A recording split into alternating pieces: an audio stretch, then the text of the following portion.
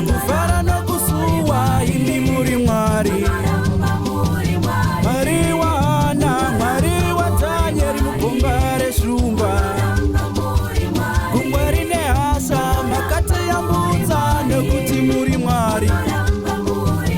Chingwa chemurenje vana takachidya nokuti muri Mwari.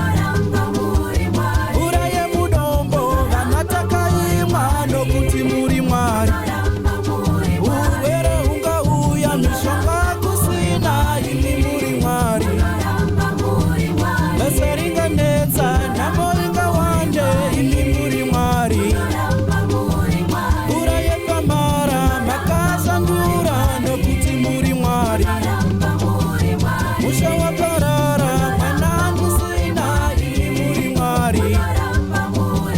Zuva ringabuda ndine misodzi svikabva kunyura.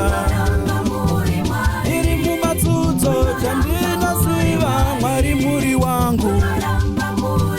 Vanoda moyo nzira isvike Mwari muri wangu. Vanoda moyo nzira isvike Mwari muri wangu.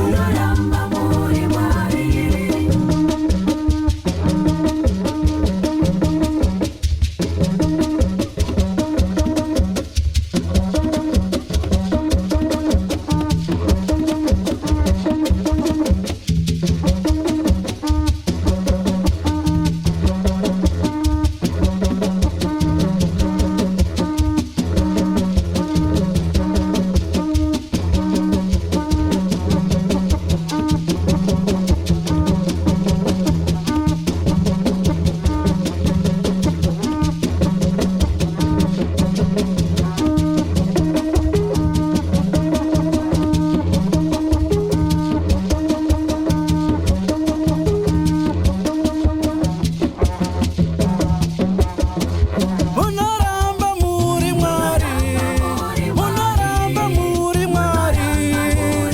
Nguva dzokuchema, nguva dzokusuwa, nyangwe pakufara. Tiri pamuchato, tichifamba neHonda Fit, tifambe neNavara, tifambe neMajaguar. Munoramba muri Mwari. Munoramba muri Mwari. Ande kwaMutoko, ande kuChipinge, ande kuMasvingo. Muri Mwarimi, muri Mwarimi. Mwari weminana, Mwari weminana.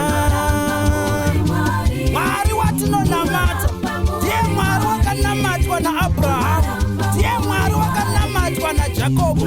Zvaakaita pamazuva aJakobho, zvaakaita pamazuva aAbhurahamu, anokwanisa kuzviita pamazuva edu isusu, nekuti ndiMwari vasingashanduki.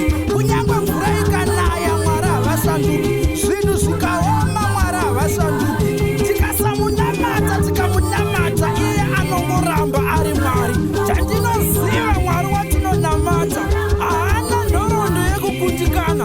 Zvavakavimbisa Mwari vachazadzisa, nokuti ndiMwari wamasimba ose. Havana nhoroondo yekukundika nekuda kweupenyu hwedu. Kana vakambozvigona pamazuva iwayo, namazuva edu vanozvigona, nekuti tina Mwari vasingashanduki, vanoramba vari Mwari.